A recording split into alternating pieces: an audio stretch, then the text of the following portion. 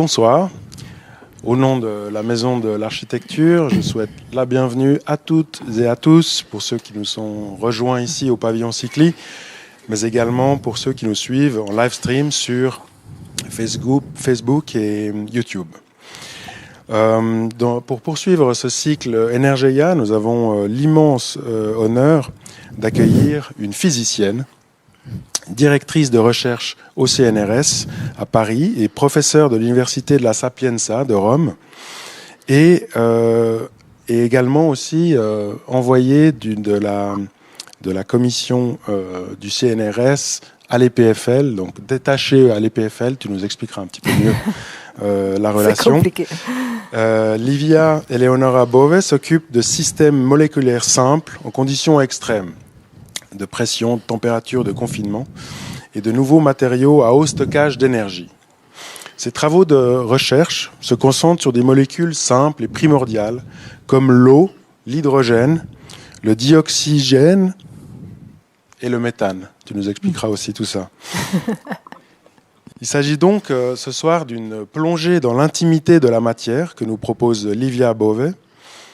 Et je me rappelle d'une conversation avec elle il y a quelques mois, lorsque je tentais de comprendre le fond de ses recherches. Il y a eu ce moment où les descriptions de ces microformes de matière devinrent une discussion architecturale, où forme et structure se mélangent dans des logiques moléculaires assez magiques, là où la micromatière reflète notre monde construit et interroge nos connaissances scientifiques et nos valeurs esthétiques. C'est là qu'on se réjouit beaucoup d'en savoir un peu plus. Et je vais tout simplement laisser la parole à notre conférencière du soir, Livia Eleonora Bove. Bonne conférence à tous, bonne écoute et à plus tard. Merci. Merci Antoine. Donc voilà, aujourd'hui on va faire un voyage à l'intérieur de la matière, en regardant essentiellement des systèmes très simples, qui sont les briques de notre existence, de notre vie, de notre air, de notre corps, l'eau, comme le méthane, comme l'hydrogène. En particulier, aujourd'hui, je vais parler essentiellement de ces trois molécules, de leur interaction, et de comment ces systèmes que nous connaissons sur Terre vont devenir quelque chose d'imprévu, inconnu, quand on les regarde dans des conditions qui sont celles typiques des intérieurs planétaires. Là, je vous ai mis juste un exemple. Vous voyez, ça c'est un modèle d'une planète, la planète Neptune. Et vous voyez ces couches différentes. Il s'agit de vapeurs d'eau liquide, et ces couches noires, en fait, c'est de la glace supérionique. En fait, la glace, l'eau, quand les sujets à des pressions et des températures très élevées, déjà, par exemple, à l'intérieur du Jupiter, la glace fond à 10 000 degrés, okay, et l'état de cette matière simple, qui est l'eau, devient un état différent de celui que nous connaissons à cause de la forte pression, de la forte compression, de la forte température. Dans ces cas particuliers, par exemple, l'eau devient noire et devient brillante parce qu'elle conduit, okay, devient un conducteur protonique. Alors, nous reproduisons dans notre laboratoire ces conditions de pression et température extrêmes que nous pouvons rencontrer à l'intérieur des planètes. Donc, c'est pour cela que maintenant, je suis invitée à l'École polytechnique de Lausanne, dans l'Earth and Planetary Science Laboratory. Donc, moi, je suis une physicienne de la matière, mais j'ai interagi avec des gens qui sont des géophysiciens, qui travaillent sur des missions spatiales, et puis en interaction, on essaye de reproduire les conditions qui peuvent se produire à l'intérieur de ces planètes et de comprendre comment les constituants simples de ces planètes changent leurs propriétés. Okay? On essaye d'expliquer ça. Et par ailleurs, ces systèmes, en fait, on verra, ils ont aussi des applications intéressantes d'un point de vue de l'énergie, des matières, des sources d'énergie renouvelable. Donc, une partie de ces recherches sont effectivement focalisées dans la recherche de nouveaux matériaux, de nouvelles structures pour les stockages d'hydrogène, pour l'exploitation des ressources des gaz renouvelables. Et donc, je dirais en général, l'eau, l'énergie, l'environnement, les climats sont tous fortement interconnectés. Et donc, maintenant, pour répondre aux défis auxquels notre société est confrontée, tels que les changements climatiques, tels que la recherche des sources d'énergie décarbonées, tels que le stockage de l'hydrogène, tels que l'approvisionnement d'eau potable pour tout le monde, en fait, tous ces processus nous lancent des défis et toute stratégie pour faire face à ces menaces doivent quelque part se baser sur une compréhension intime de la matière. Donc, bien évidemment, nous travaillons toujours d'une façon multi-échelle. Donc, on va de la compréhension que moi, comme physicienne, je peux porter sur ces matériaux, sur ces procédés, sur la possibilité de les employer comme ressources énergétiques ou pour prévenir des dommages climatiques. Et puis, on interagit avec tous les facteurs, tous les métiers de notre société pour apporter une réponse plus complète. Donc, aujourd'hui, je vous donnerai ma vision moléculaire de ce qu'est pour moi l'énergie. Et par ailleurs, j'espère aussi de vous faire montrer comment ces structures moléculaires, cristallines, sont fascinantes, même d'un point de vue esthétique, et comment ont été reprises quelque part par leur beauté.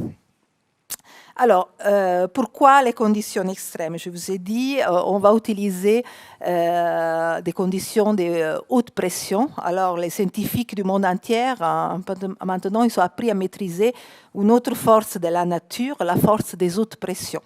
Okay? Ils sont soumis, par exemple, n'importe quel matériel carboné, que ce soit du beurre de cacahuète ou la mine de votre stylo. En fait, je fais cet exercice avec les enfants qui viennent visiter les laboratoires.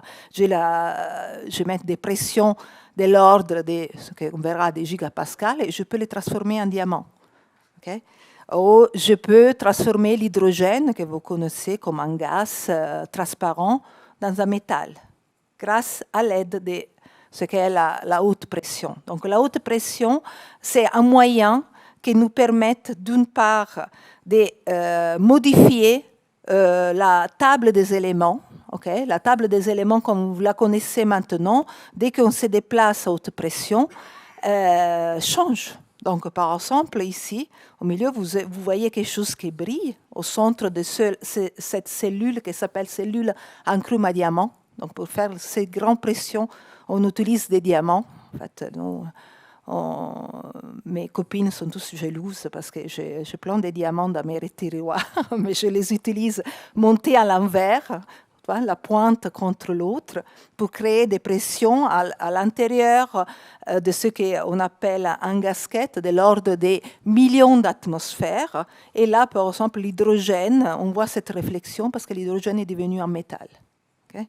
Donc, on peut utiliser les pressions pour modifier les propriétés des matériaux et pour voir quelles propriétés ils ont dans un milieu planétaire, donc pour connaître mieux l'intérieur de la Terre ou l'intérieur des planètes. En fait, on a des retours des missions spatiales qui nous disent, voilà, sur Jupiter, on a de l'hydrogène, on a de l'hélium, on a de l'eau, mais sous quelles conditions?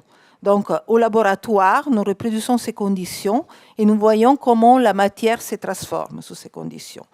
Et une autre chose très intéressante de l'application de la pression, c'est qu'elle permet de donner une route synthétique à la possibilité de synthétiser de nouveaux matériaux d'intérêt technologique. Okay? On verra en particulier comment au laboratoire on fait des recherches pour synthétiser de nouveaux matériaux pour l'énergie.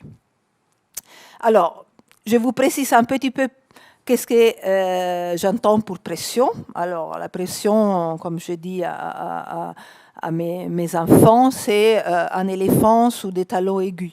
Ça veut dire c'est une force qu'on exerce sur une surface. Donc, pourquoi les diamants? Pourquoi je mets les pointes d'un diamant l'une contre l'autre? Parce qu'en faisant tout petite la surface, à parité des forces, j'arrive à transmettre une pression énorme au centre de cette cellule. Okay? Donc, regardons un peu l'échelle des pressions. Alors, considérez que la pression peut varier de 60 ordres de grandeur dans l'univers, entre une étoile de neutrons et les vides cosmiques. Et dans notre système solaire, en fait, elle varie de 8 ordres de grandeur. Vous pouvez imaginer, par exemple, comment la physique et la chimie de l'eau peuvent se modifier en ces conditions complètement différentes. Donc, vous êtes habitué à l'atmosphère. Okay? Sur cette échelle, je prends cette unité de mesure qui est celle qui est utilisée par les gens comme moi qui font des hautes pressions, qui est les gigapascales. Okay? Donc, une atmosphère est de l'ordre de 10-4 gigapascales. Okay? À l'intérieur, par exemple, des fonds océaniques, sur Terre, dans la fosse des Mariannes, on peut arriver à des pressions qui sont de l'ordre d'un dixième de gigapascal, 2 dixièmes de gigapascal. Après, si on se déplace, par exemple, dans les lunes glacées galiléennes, on est plutôt sous l'ordre du gigapascal. Et à l'intérieur de la Terre, dans les manteaux terrestres, on attend vite des pressions de l'ordre des 100 gigapascales. Et jusqu'à Neptune, par exemple, dans des planètes géantes comme Neptune ou Jupiter, on peut arriver à des 10 à la 4, 10 à la 5 gigapascales. Okay? Alors, considérez qu'au laboratoire, grâce à cet instrument, la cellule inclue dans le diamant, on arrive grosso modo à reproduire les intérieurs de Neptune, okay, au laboratoire. Or, maintenant, regardons où nous trouvons, par exemple, l'eau. Je vous ai dit que les premiers systèmes desquels je vais vous parler, c'est un système extrêmement fascinant. C'est l'eau, c'est la glace. Même si pour glace, nous entendons tous les glaces, que ce soit d'eau, de méthane, d'ammoniac. Regardons la glace d'eau. Alors, l'eau peut apparaître dans l'espace solaire dans des formes très différentes. Par exemple, dans la forme la plus répandue d'eau, c'est une eau qui est dite amorphe, c'est une eau vitreuse. Donc, quand l'eau refroidit si rapidement que les molécules n'arrivent pas à se mettre d'une façon ordonnée, en fait, comme ça, il vient dans la poudre interstellaire ou dans les queues des comètes, en fait, l'eau reste dans un état désordonné. C'est comme un liquide, sauf que les liquides et les molécules bougent. Là, ils ne bougent pas, ils sont figés. Mais c'est exactement la même constitution, la même, disons, distribution spatiale des verres de vos fenêtres, de la silicate. Donc, ça fait des verres d'eau. Okay? Or, à l'intérieur de ces lunes glacées, on va voir, l'eau peut avoir différentes formes cristallines, assez spectaculaires, qui ont un motif typique lié à la forme de la molécule d'eau. Et si on va à l'intérieur des planètes géantes, comme je vous ai montré dans la première slide, on peut arriver à des états de l'eau très exotiques, comme l'eau plastique ou comme l'eau superionique. Donc l'eau devient un conducteur protonique. Okay? Elle peut expliquer, par exemple, pourquoi on observe des champs magnétiques anomales dans ces planètes. En fait, on croit que c'est la conduction de l'eau à l'intérieur de ce type de planètes. Alors, bien évidemment, quand il y a, comme je vous disais, il y a beaucoup de missions spatiales qui ont exploré ces planètes, en particulier, par exemple, les programmes Cassini, qui nous a montré comme Enceladus, qui est une des lunes de Saturne, montre des geysers à ses pôles, ce qui indiquerait la présence d'eau sous-marine.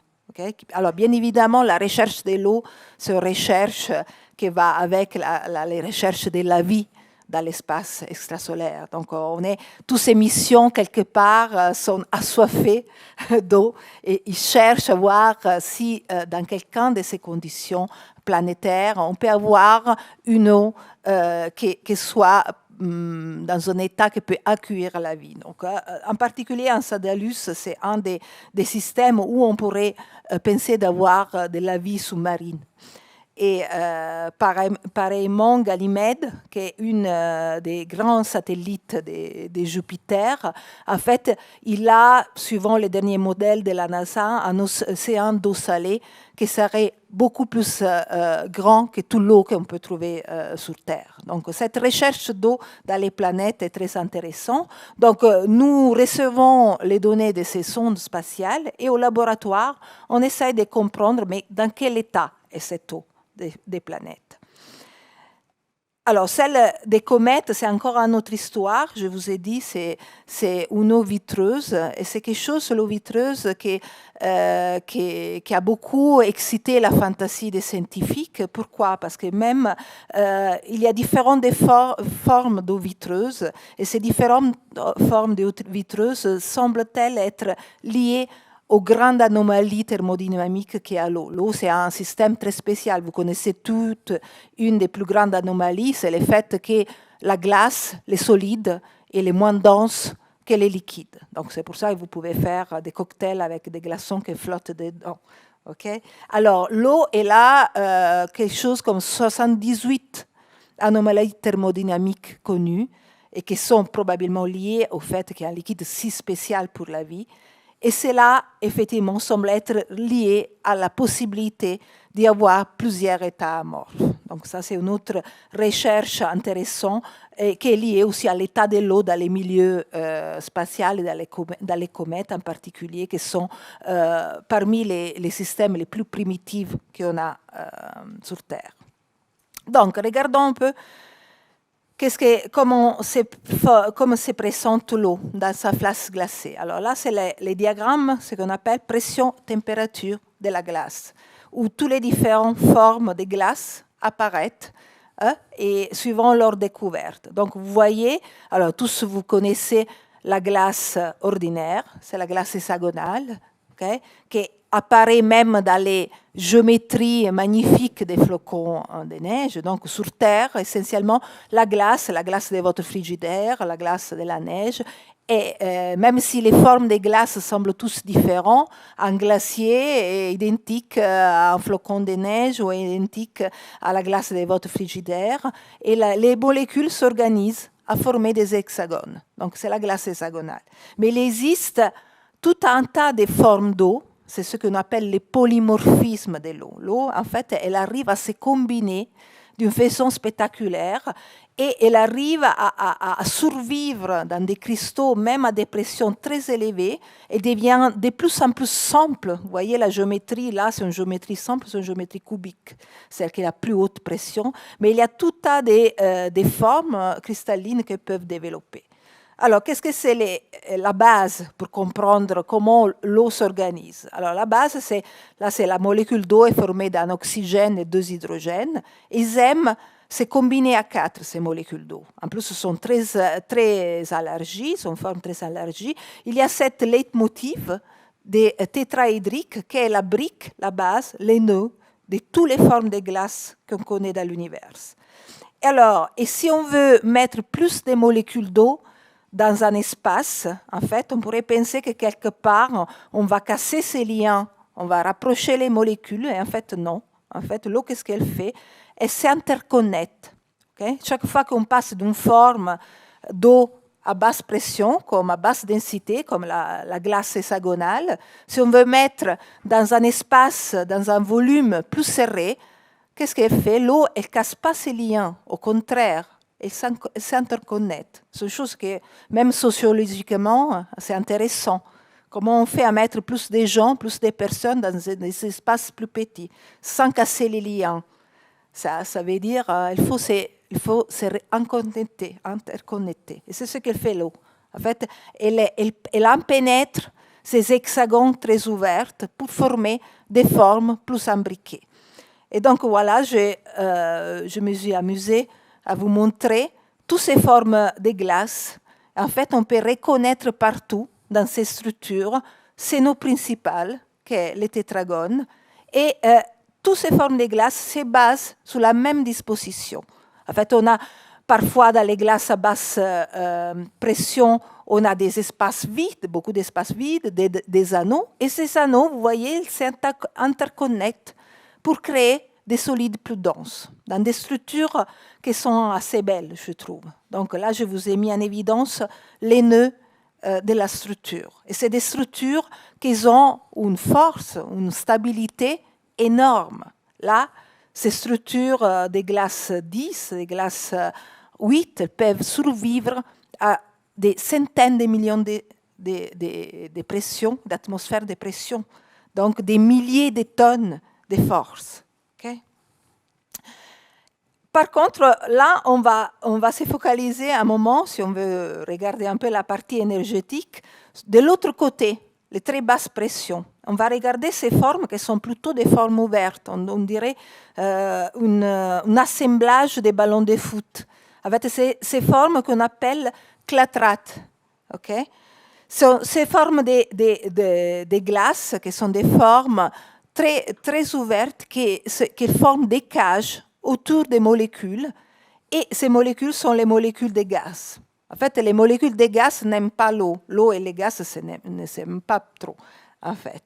La solubilité du gaz de l'eau est très basse. Elle n'aime pas se disperser, les gaz. Vous voyez, quand vous avez une boisson gazeuse, il y a des petites boules qui sortent tout de suite parce qu'elles n'arrivent pas à se mélanger. Mais à l'état solide, dès qu'on a un petit peu de pression et de basses températures, en fait, l'interaction hydrophobique entre les gaz et l'eau permet de former ces structures très ouvertes. Donc l'eau entoure les gaz dans sa matrice, elle forme des cages, et donc c'est comme une trappe moléculaire pour ces molécules de gaz. Et c'est ceci qu'on va exploiter pour aller regarder justement comment utiliser l'eau comme matrice pour garder du gaz, que ce soit de l'hydrogène, que ce soit du méthane. Et c'est ces formes-là qui sont les formes que nous trouvions sur Terre, par exemple, d'où il y a des gisements de méthane englobés dans l'eau qui sont énormes, qui sont une ressource incroyable à exploiter. Donc, les secrets de la stabilité de ces structures très ouvertes, c'est vraiment la molécule de gaz à l'intérieur, qui donne comme si c'était une pression négative. Elle pousse. Elle est hydrophobique, elle ne s'aime pas, donc elle tient autour d'elle une distance de ces molécules d'eau qui l'encagent, qui la robe. Okay? Et toutes ces formes qu'on dit clatrates, des clatratus en grec, ils se forment à partir de ces polyèdres simples qui sont formés de l'eau autour des molécules, ça dépend de quelle taille de la molécule, et qui après se combinent dans des formes cristallines très ouvertes. Okay? Donc, première chose intéressante. Alors, je dis que ces clatrates se forment communément en nature. Tous les sédiments marins, tous les permafrosts est plein de clatrates de méthane. Okay? Et considérez-vous que dans un mètre cube d'un de ces clatrates, on les appelle aussi hydrates, okay? Un mètre cube d'un hydrate contient 0,9 mètres cubes d'eau, mais 164 mètres cubes de méthane ou de gaz. Donc, qu'est-ce que ça veut dire? Comment c'est possible? C'est qu'à l'intérieur de ces solides, les molécules de gaz sont forcées à être beaucoup plus proches de ceux qui sont dans les gaz normalement. Okay? Donc, là, vous voyez rapidement comment on peut utiliser ces formes pour stocker de grandes quantités de gaz. Okay? 164 mètres cubes dans un mètre cube. Okay? Donc, sont extrêmement riches en gaz. Et alors, on les trouve où, ces systèmes? En fait, un peu partout. En fait, les réserves recensées d'hydrates en 2001 sont colossales. En fait, il y a les doubles de toutes les réserves de carbonés de la planète, que ce soit des gaz, des charbons ou du pétrole, sont stockés dans ces clatrates, qui sont ils se forment essentiellement. Là, il y a des failles marines, ils peuvent se retrouver dans les sédiments, ils peuvent se retrouver dans les permafrosts, donc beaucoup au nord de la Suède, de la Norvège, en Sibérie. En fait, les permafrosts, c'est ce sol glacé qui malheureusement maintenant est en train de fondre, mais il a beaucoup de clatrates, de sédiments, de méthane contenus à leur intérieur. Alors, considérez qu'il y a une estimation qu'il y a des 10 milliards de tonnes de carbone contenues dans ces sédiments. Okay? Alors, vous voyez, pour l'instant, une centaine de gisements ont été trouvés ou répertoriés. Là, en noir, vous voyez ceux qui sont déjà commencés à être exploités. Considérez que juste dans cette côte des États-Unis, on peut produire 16 millions de tonnes par an de méthane. Okay? C'est beaucoup plus que tous la consommation mondiale qu'on peut exploiter. Donc, c'est des ressources très intéressantes. Certains sont soupçonnés. Bien évidemment, ce n'est pas simple exploiter ces ressources. Souvent, ils se retrouvent dans des zones assez profondes et les longues des marges sous-marins. Et comme je dis, dans les permafrost, par exemple, dans les golfs du Mexique, on voit aussi des clatrates à fleurs qui remontent à la surface. Donc, voici, les hydrates de méthane, par exemple, sont stables dans les sédiments marins à plus de 300-600 mètres de profondeur. Donc, vous imaginez, c'est compliqué de les récupérer à ces profondeurs. Dans les permafrost, comme je vous disais, bien sûr, la diminution des pressions peut déstabiliser la structure solide et fait sortir les gaz. Et d'ailleurs, c'est ce qui rend ces zones très vulnérables et très à risque. Okay? Parce que, imaginez-vous, c'est très attirant l'idée de pouvoir accéder et exploiter ces gisements de gaz, okay? Mais c'est aussi très effrayant de penser que ces gisements de gaz peuvent se déstabiliser avec 4-5 degrés de variation de la température océanique, okay?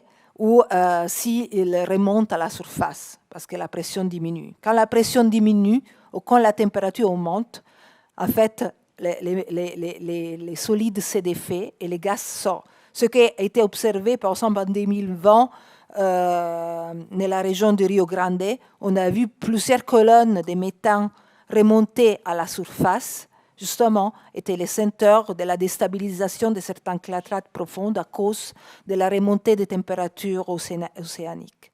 Donc, si vous voulez, les réchauffements climatiques en cours entraînent des dégâts dans les permafrost aussi, qui sont, c'est un sol qui normalement est gelé. Là, on a eu des nouvelles dans les news il y a 3 jours, qu'à cause des températures qui sont 40 degrés plus élevées que dans la norme en ces périodes, on commence à voir les dégels du permafrost. Okay?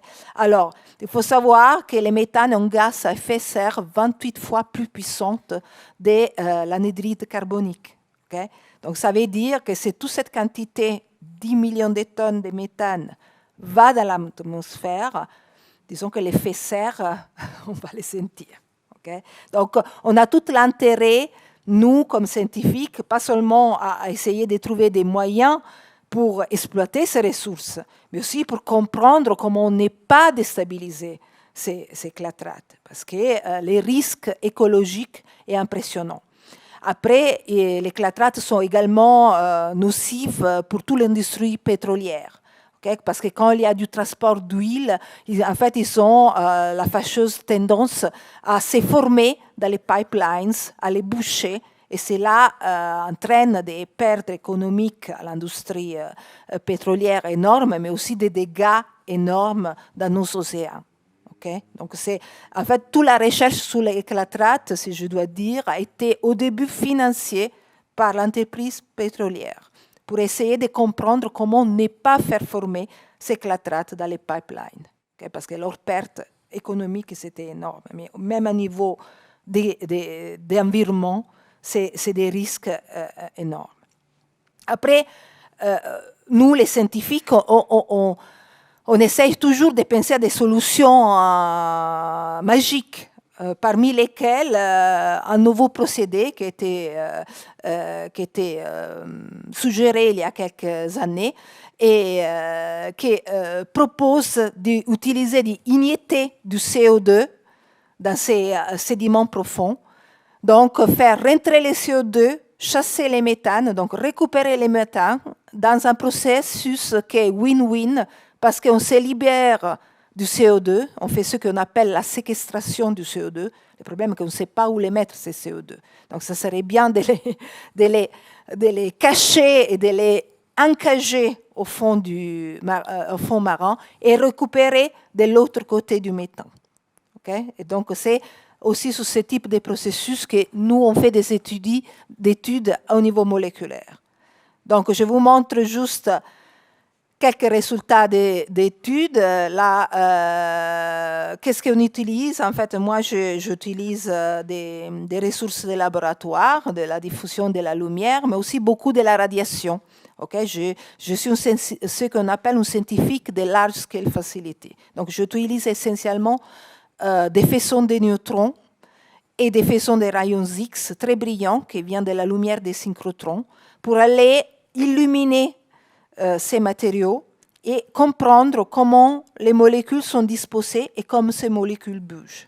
Okay? Là, je vous montre une source. Alors, vous avez peut-être l'habitude à l'accélérateur rond du CERN à Genève. Alors, celui-là, c'est aussi un synchrotron, mais c'est un synchrotron où on met en rotation des protons, ou ça dépend du synchrotron, ça peut être des électrons. En tout cas, on utilise le fait que la matière, quand elle est accélérée, elle irradie des ondes, des rayons X très brillants. Donc, on a la capacité de faire des faisceaux très collimés et très brillants, okay, pour aller regarder la matière. Et de l'autre côté, on utilise les neutrons qui sont produits par des réacteurs scientifiques, pas des centrales nucléaires, sont beaucoup plus bas comme puissance, ou par des sources à spallation.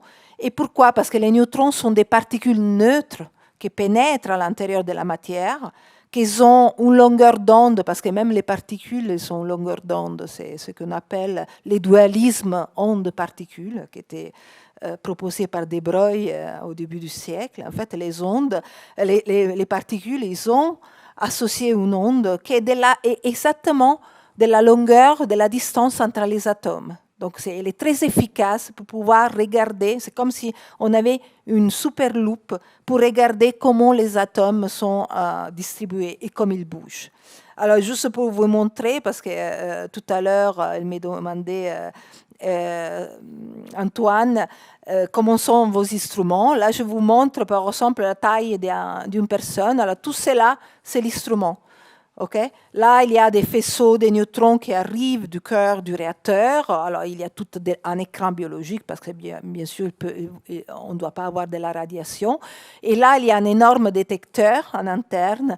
Et ici, on va placer nos cellules haute pression avec l'intérieur, notre petite goutte d'eau ou de méthane pour aller étudier comment cela se transforme.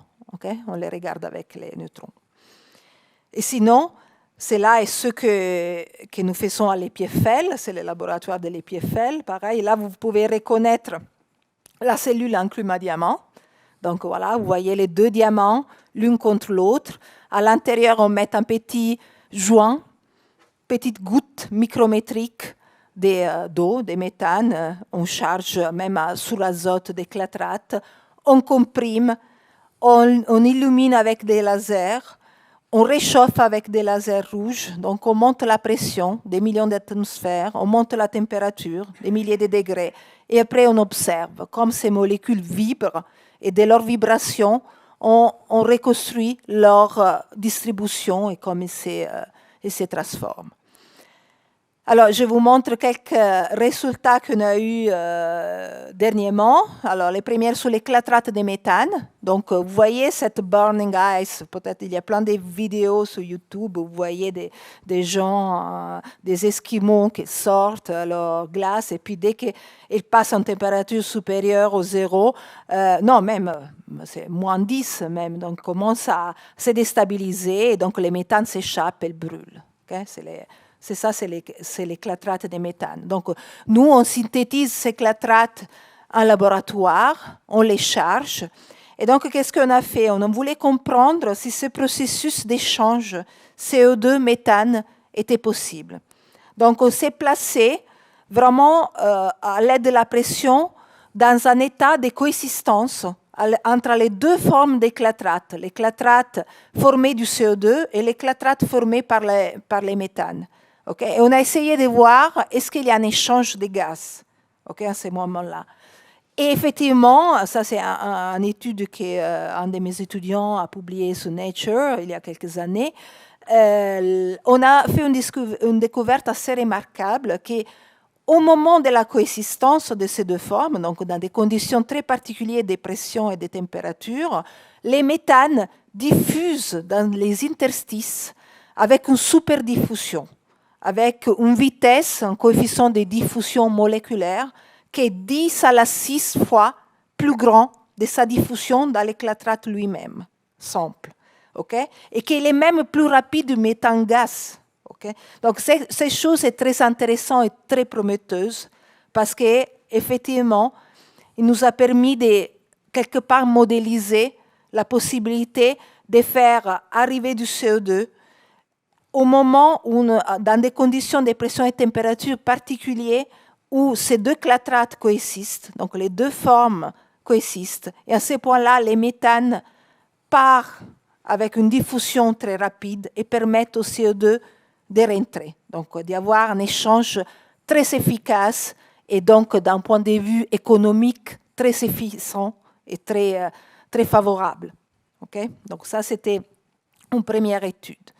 Après, bon, comme on est quand même, je suis partie du Planète pas pour rien, j'étais au Earth and Planetary Science Laboratory, on a quand même essayé de comprendre qu'est-ce que se passe à ces formes d'éclatrate quand on les comprime à des pressions typiques de l'intérieur d'Uranus, Neptune, où ces formes d'éclatrate sont présentes, méthane et eau, ont été en fait englobées sous forme d'éclatrate lors de la formation de la couronne protosolaire. Donc, elles sont les briques de formation de ces planètes. Alors, qu'est-ce qui se passe après quand ils se sont retrouvés à l'intérieur à des pressions très élevées?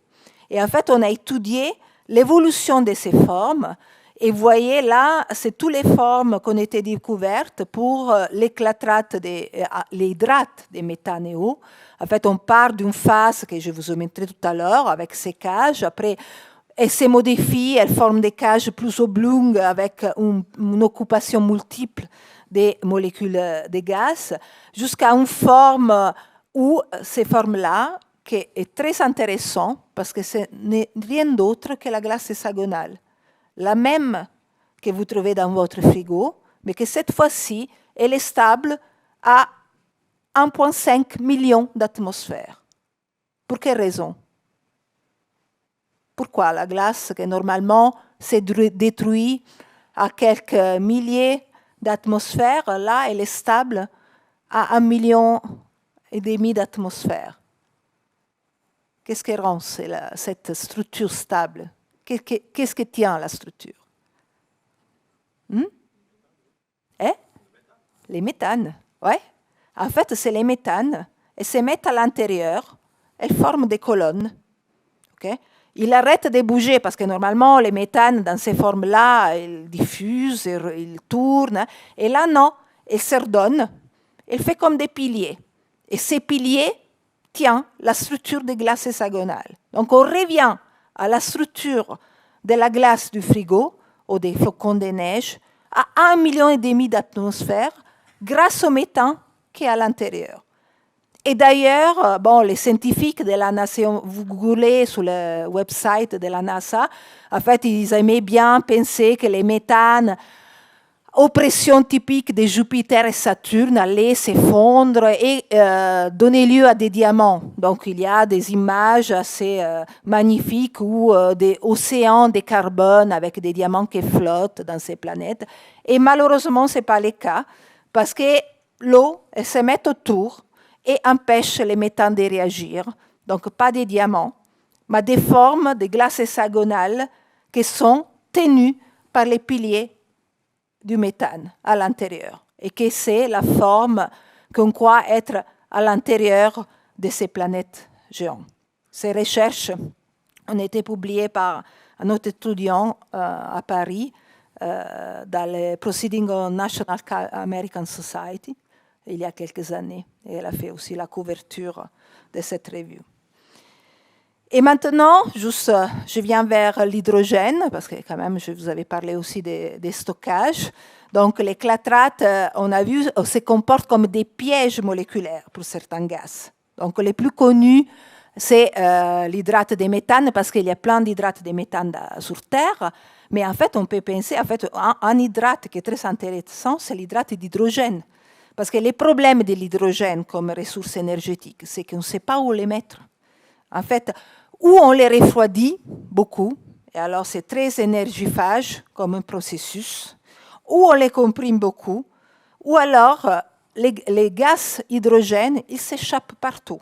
Donc, dans les dernières années, de plus en plus, on regarde à la possibilité d'avoir des solides qui entrappent, encagent l'hydrogène pour les transporter. C'est ça un des grands défis de la transition à une énergie hydrogène. Donc, si nous regardons, en fait, on tient bien présent encore 1 mètre cube d'hydrate, 163 mètres cubes de gaz. Okay? Donc là aussi, en fait, si on regarde, on peut, dans ces différents types de solides, alors il y a les MOF, les métalliques organiques, en fait, les scientifiques ils travaillent sur plein des pistes, okay? des systèmes solides qui peuvent attraper l'hydrogène et les garder. Okay? Alors, bien évidemment, c'est très fascinant l'idée de les garder dans une matrice d'eau. Parce qu'après, quand on veut prélever l'hydrogène, voilà, on prélève l'hydrogène et les produits qui restent, c'est de l'eau. Plus écologique des comme ça, hein, c'est difficile. Donc, c'est pour cela qu'en fait, on s'est plongé sous ces clatrates d'hydrogène. Alors là, vous voyez, par exemple, la densité volumique d'hydrogène qu'on peut mettre dans ces systèmes. Alors, les clatrates normales ou les formes qui étaient connues sont dans cette région qui est déjà une très bonne densité. Okay? Mais il y a aussi des systèmes qui sont plus performants, mais qui sont plus coûteux et qui ont après un résidu qui n'est pas très facilement libérable dans la nature. Donc, on a commencé à travailler sur ces projets, de comprendre est-ce qu'on arrive à voir, parce que comme on a vu qu'à très haute pression, on peut stocker encore plus d'hydrogène ou des gaz, l'idée c'est est-ce qu'on arrive à former des structures à haute pression qu'après on va récupérer quelque sorte. Donc il faut comprendre qu'est-ce que l'interaction pour les construire. Mais une fois qu'on les a construits, est-ce qu'on peut les récupérer et essayer de les réutiliser justement comme cage à hydrogène. Okay? C'est sur cela que nous travaillons. Donc là, à nouveau, les diagrammes pression-température du clatrate d'hydrogène. Donc il y a différentes formes qui étaient connues, la S1, la S2, qui est une forme à basse pression, la C1. Alors, nous avons par exemple découvert une forme très intéressante. C'est cette forme C0, c'est une forme on dit chiral, parce qu'elle n'est pas pareille si on la regarde d'un côté ou de l'autre, où l'hydrogène, il est là, dans ces canaux, comme ça, encagé avec une certaine chiralité, donc une certaine spiralisation. Okay? Et c'est très facile de les mettre dedans et les ressortir. Et cette structure, on l'a amenée à pression ambiante et on l'a récupérée. Sans l'hydrogène. Okay? On l'a stabilisée, en fait, elle n'était pas stable, elle est métastable, mais on peut la mener à pression ambiante, parce que bien sûr, dans l'industrie de l'hydrogène et de l'énergie, on ne veut pas travailler sur des kilobars, hein, ça serait... Mais ce type de structure, on peut les récupérer. Et donc, ce sont des canaux à hydrogène, on peut facilement remplir et repomper. On remplit, et sous des conditions normales, ça ne ressort pas l'hydrogène, parce qu'il n'aime pas traverser la barrière des molécules d'eau, mais après, ça suffit un tout petit peu de pression négative pour les faire ressortir. Donc ça, c'est un solide très intéressant. C'était aussi une publication sur Nature Material qu'on a fait avec un groupe de Florence. Et maintenant, toujours, on a un peu l'obsession des très hautes pressions. Alors là, c'est la structure C2 qui était connue. déjà à haute pression. Alors vous voyez là, c'est les molécules d'eau et l'hydrogène, il y a beaucoup d'hydrogène là-dedans. Okay? Déjà visuellement, vous voyez que c'est riche. Alors cette structure a été connue, mais nous sommes allés encore au-delà, des pressions, parce qu'on aime bien cette gamme de pressions qui va vers les mégabars, vers les millions. Et là, c'est la nouvelle structure qui a été observée, c'est la structure qu'on appelle C3, où on a 2 molécules d'hydrogène pour chaque molécule d'eau. Donc c'est la structure jusqu'à maintenant plus riche en hydrogène qu'on a pu produire pour un solide. Okay? C'est une structure qui est bourrée d'hydrogène et les hydrogènes sont beaucoup plus proches que dans l'hydrogène solide. Okay? Donc, vraiment, on arrive à stocker énormément de gaz. Donc, c'est sous cette structure que maintenant nous travaillons pour comprendre si on peut faire quelque chose à des pressions acceptables.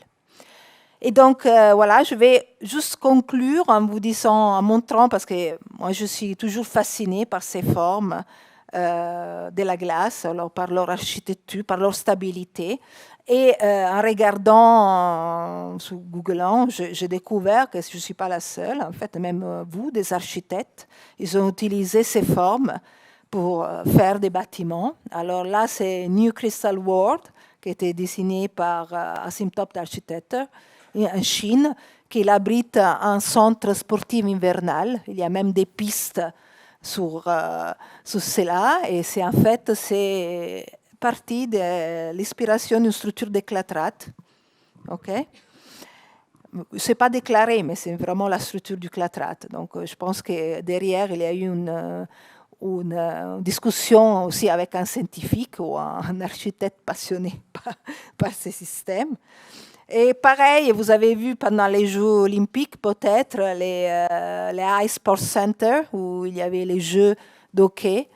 Et pareillement, ce système est basé sur la même structure de cette glace 4, okay? Donc, qui est reproduite.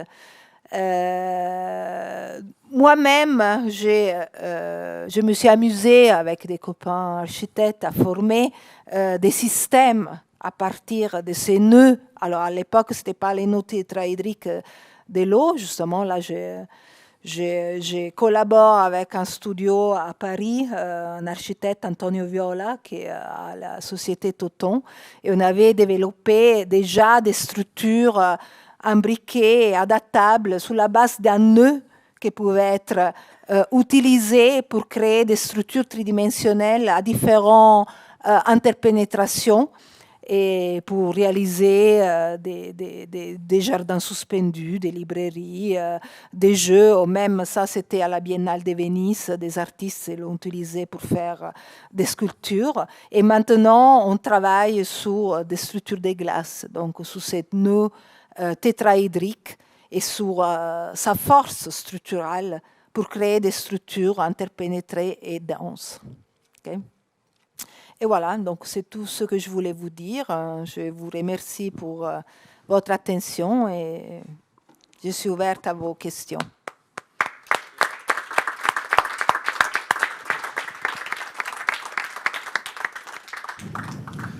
Merci beaucoup, Livia, pour cette présentation magnifique. On a les yeux un peu en forme d'hexagone, comme ça.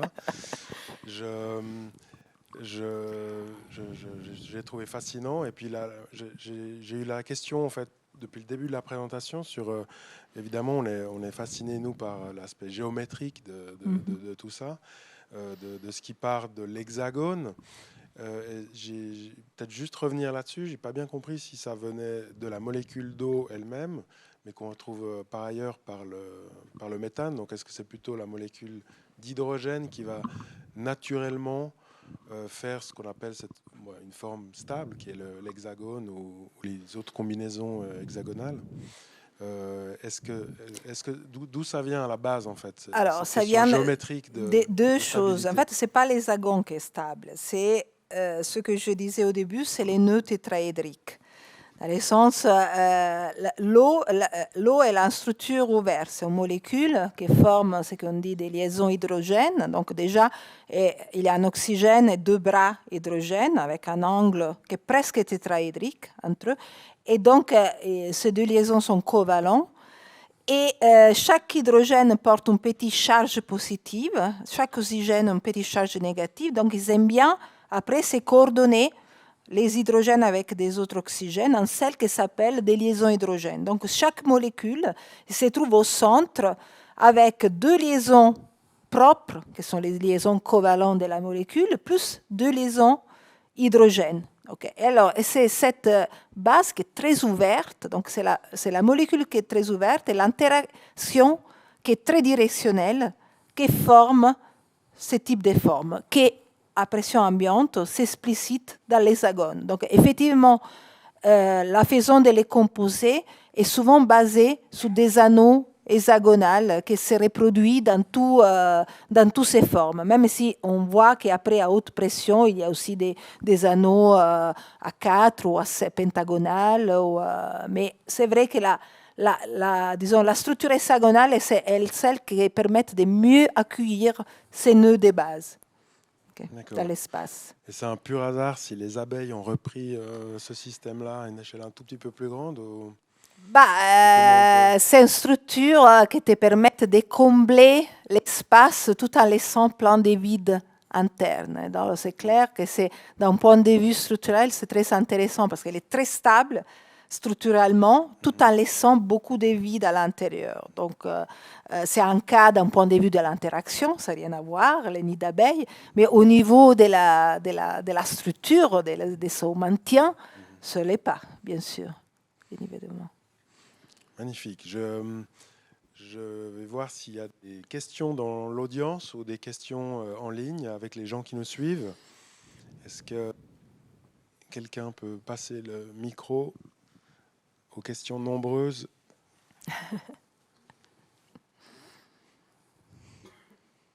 On a un ingénieur structurel parmi nous. Est-ce que... Moi, j'avais une question. Voilà. C'est assez technique, donc je ne sais pas si...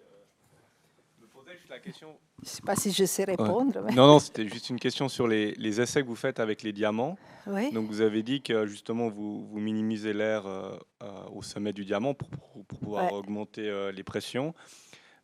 Comment vous faites pour éviter que le diamant se casse lorsque... Il se casse souvent. Hein. Mais en fait, les diamants, il est très dur comme matériel. C'est les matériels plus durs, hein, les bulk modulus les plus grands qu'on connaît. Donc, on met un diamant contre l'autre, ce que peut bien faire casser un diamant. Mais en fait, on les sépare avec ce qu'on appelle un gasket, un joint. Donc, on perce dans des petites feuillettes d'or ou d'uranium, ça dépend, un trou de l'ordre micrométrique.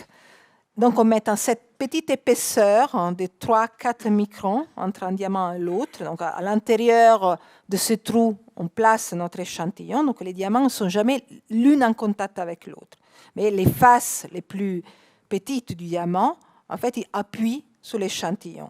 Mais bien évidemment, si on a une fuite ou si les gasquettes se percent, ou parfois on a les trous qui migrent vers l'extérieur, c'est arrivé la semaine dernière, j'étais sur un clatrate d'hydrogène, j'ai frantumé 2 diamants. Alors, parfois, je récupère des petits poudres. Alors, parfois, on peut les retailler. Et sinon, on a de la poudre de diamants à côté à faire quelque chose.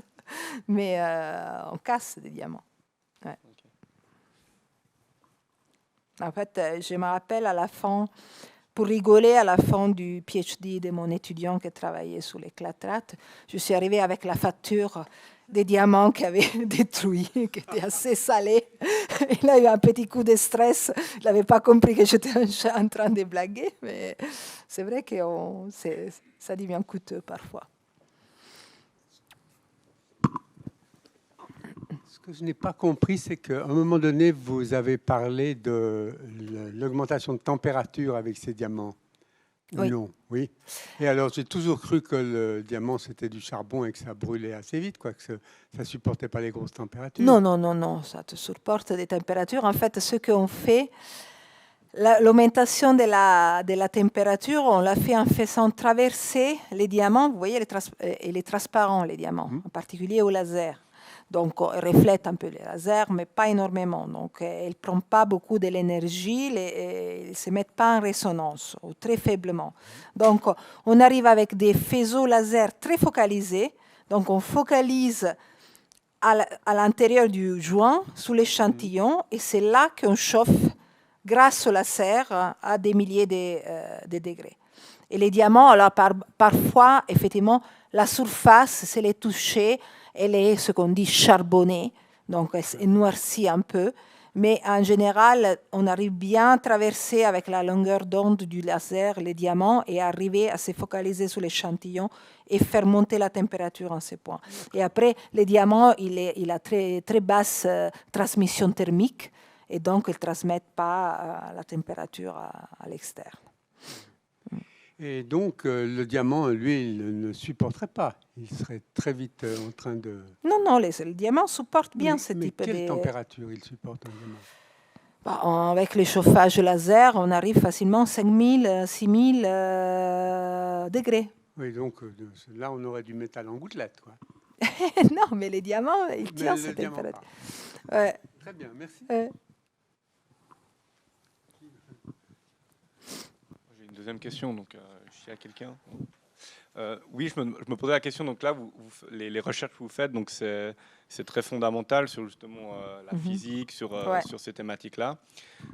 Maintenant qu'on veut passer à un stade industriel, j'imagine il y a tout un procédé aussi d'ingénierie qui doit être mis en place. Comment vous gérez la collaboration parce que j'imagine aussi les physiciens sont impliqués dans ces projets-là. Ouais. Comment justement en fait, ça se passe alors, effectivement, comme vous l'avez dit, notre intérêt est très fondamental. Après, on crée d'une part des projets interdisciplinaires avec des teams qui sont à aval de nos recherches, qu'ils essayent de comprendre disons, les passages en œuvre ou l'exploitabilité de certaines idées.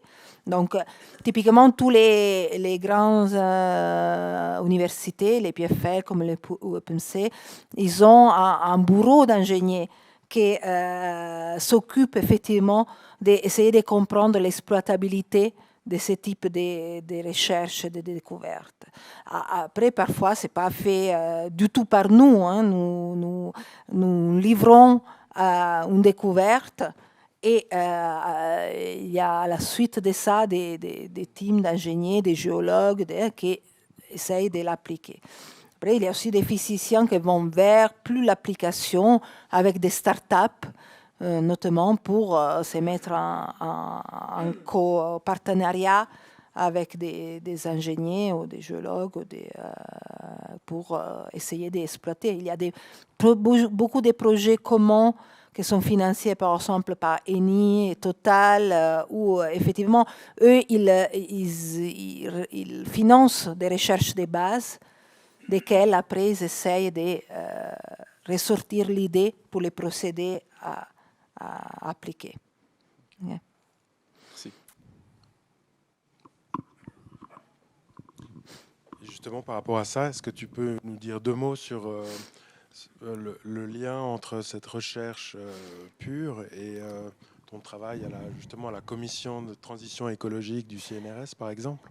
Ah oui, alors là, c'est autre chose. Ça, c'est pas lié du tout à mes recherches. C'est pas un pur hasard que je suis là-dedans en étant un peu dans ce type de recherche. Je pense que je suis plus là-dedans comme expert des neutrons et donc quelque part lié au nucléaire.